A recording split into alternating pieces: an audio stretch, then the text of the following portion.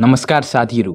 नेपाल दुनियाँको सबैभन्दा पुरानो देशमध्ये एक हो, तर पनि सबै देशले प्रगति गर्दा नेपाल अझै पनि विश्वभन्दा धेरै पछाडि छ।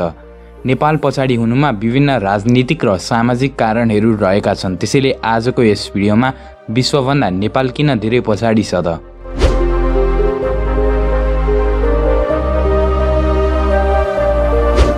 भिडियो सुरु गर्नु अघि तपाईहरुलाई नेपालको केस स्टडी हेर्न मन छ भने डिस्क्रिप्सन र कमेन्टमा भएको लिंकमा गएर वा माथिको आई बटनमा क्लिक गरेर हेर्न सक्नुहुनेछ। साथीहरु, नेपाल देश बनेको 250 वर्ष कटिसक्दा पनि नेपाल विकसित देश हुन सकेको छैन। अरु अविकसित देशहरुमा अधिकांश देशहरु पहिले उपनिवेश भएका थिए, तर नेपालमाथि कुनै पनि देशले शासन गर्न पाएनन्। त्यसैले नेपाल अविकसित हुनुको कारण यो पक्कै पनि हैन। साथीहरु, खासमा भन्नुपर्दा नेपाल विकसित देश नहुनुको मुख्य 5 कारणहरु रहेका छन्: भौगोलिक कठिनाई, सुगौली सन्धि, बाहिरी हस्तक्षेप, भ्रष्टाचार र राजनीतिक परिवर्तन। अब 5 कारणको विस्तृत रूपमा चर्चा गरौं। नम्बर 5, भौगोलिक निकटता।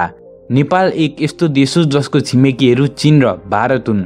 यद्यपि नेपालको भूगोल अक्सर युरोपको सानो देश स्विजरल्यान्डसँग तुलना गरिएको छ, तर छिमेकी देशले नेपालप्रति उदासीनताको अवस्थाले निराश पार्छ।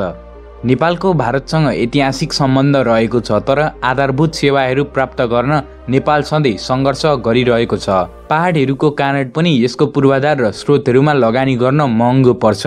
नेपालको सबै कुनामा बाटोहरू पुर्याउन पनि पहाड र हिमालको कारणले एकदमै गाह्रो छ। नम्बर 4, भ्रष्टाचार। हामी सबैलाई भ्रष्टाचारको बारेमा थाहा छ। धेरैजसो नेपाली नेताहरू केवल लोभी, स्वार्थी, अहंकारी, अयोग्य र झुटा हुन्छन्, तर ती मध्ये धेरै अशिक्षित, बेकार, अप्रिय, गैर जिम्मेवारी पनि छन्। नेता र सरकार मात्र होइन, हामी नेपाली नागरिकहरू पनि भ्रष्ट छौं।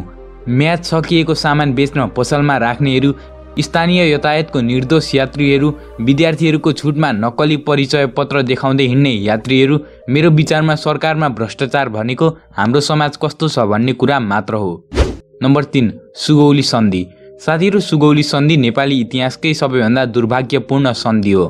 सुगौली सन्धि गरेर नेपालले आफ्नो धेरै भूमि गुमाएको थियो।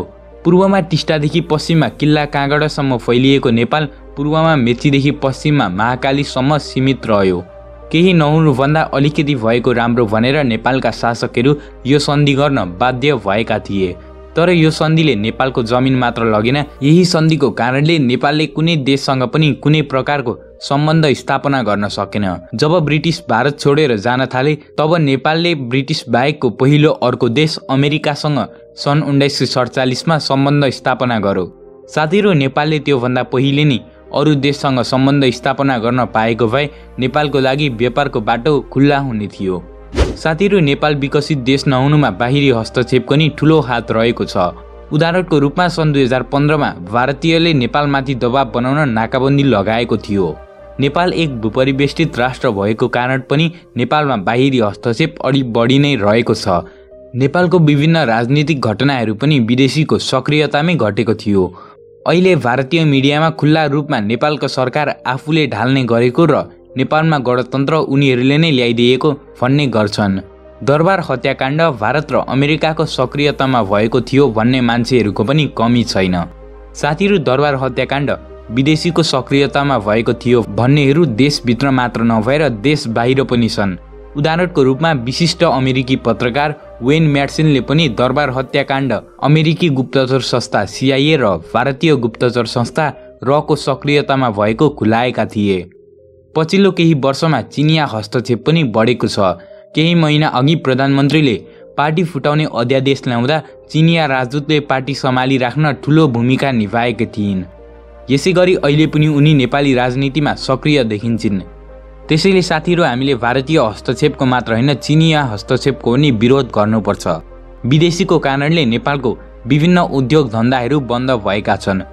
यसको कारणले नेपालीहरू विदेशी सामान किन्न बाध्य छन्। यसै कारणले अहिले नेपालमा हामीले प्रयोग गर्ने अधिकांश सामान विदेशबाट नै आएको हुन्छ।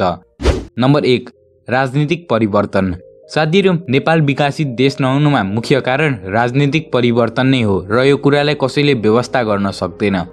नेपालको 250 वर्ष लामो इतिहासमा विभिन्न राजनीतिक घटनाहरू घटे। निरपेक्ष राजतन्त्र, सुगौली सन्धि, राणा शासन, संवैधानिक राजतन्त्र, पञ्चायती व्यवस्था, जनआन्दोलन 1, फेरि संवैधानिक राजतन्त्र, दरबार हत्याकाण्ड, माओवादी द्वन्द्वकाल, राजाको प्रत्यक्ष शासन, दोस्रो जनआन्दोलन र गणतन्त्र। साथीहरू, नेपालको एकीकरण हुनसाथ नेपाल प्रगतिको बाटोमा लाग्छ भन्दा नेपाल र ब्रिटिस बीच युद्ध भयो, जसको कारणले नेपाल सुगौली सन्धि गर्न बाध्य भयो। सुगौली सन्धिपछि नेपाली राजनीतिमा थापा, बस्नेत र पाण्डे परिवार सक्रिय र शक्तिशाली बन्दै गए, तर एकैचोटि राणा परिवार शक्तिमा आयो। कोट पर्वपछि जङ्गबहादुर राणा प्रधानमन्त्री बने। जङ्गबहादुर राणा प्रधानमन्त्री बनेपछि राणा शासनको सुरुवात भयो र राणा शासन सुरु भएपछि विकास राणाहरूको लागि मात्र भयो। भनिन्छ कि नेपालको राष्ट्रिय धन 10 लाख थियो भने राणाहरूले आफ्नो लागि 9,40,000, राजाको परिवारको लागि 40,000 र जनताको लागि केवल 20,000 खर्च गर्ने गर्थे। साथीहरू, राणा शासन सुरु भएको लगभग 100 वर्षपछि मात्र राजा त्रिभुवनले भारतको सहयोगमा राणा शासनको अन्त्य गरेका थिए। तर यसै साथ भारतले नेपाललाई बाध्य पारेर एक अनुचित सन्धि गर्यो। यसै साथ नेपाललाई भारतले एक रक्षक राज्यको रूपमा स्थापना गर्यो। केही वर्षपछि राजा महेन्द्रले भारतीय निर्भरता कम गरेर नेपालमा भारतको दबदबा पनि कम गरे। साथीहरू, यसै साथ राजा महेन्द्रले पञ्चायती व्यवस्था ल्याएर विभिन्न उद्योग धन्दाहरूको स्थापना पनि गरे। 30 वर्षपछि पञ्चायत कालको पनि अन्त्य भयो र संवैधानिक राजतन्त्रको स्थापना भयो। यसपछि नेपाली जनताले अब विकास हुन्छ होला भनेर सोचे, तर माओवादी जनयुद्ध सुरु भयो, जसको कारणले बनेको अधिकांश उद्योग धन्दा पनि नष्ट भए। साथीहरू, यसपछि दरबार हत्याकाण्ड भयो र जनयुद्धपछि बल्ल बल्ल गणतन्त्र आयो। 2072 सालमा संविधान पनि आयो। नेपालको संविधान जारी भएपछि नेपाल बल्ल समृद्धिको बाटोमा लागेको जनताले अनुभूति गरेका छन्, तर अझै पनि जनता सरकारसँग खुसी भने छैनन्। साथीहरू, यसबाहेक पनि नेपाल विकसित नहुनुमा अरू पनि थुप्रै कारणहरू रहेका छन्। यसको लागि म भाग 2 पक्कै पनि बनाउने छु। तपाईहरुलाई नेपाल अझै पछाडि हुनुको कारण के हो जस्तो लाग्छ र भिडियोमा केही गल्ती भएमा कमेन्टमा लेख्न सक्नुहुनेछ। आजलाई भने यति नै।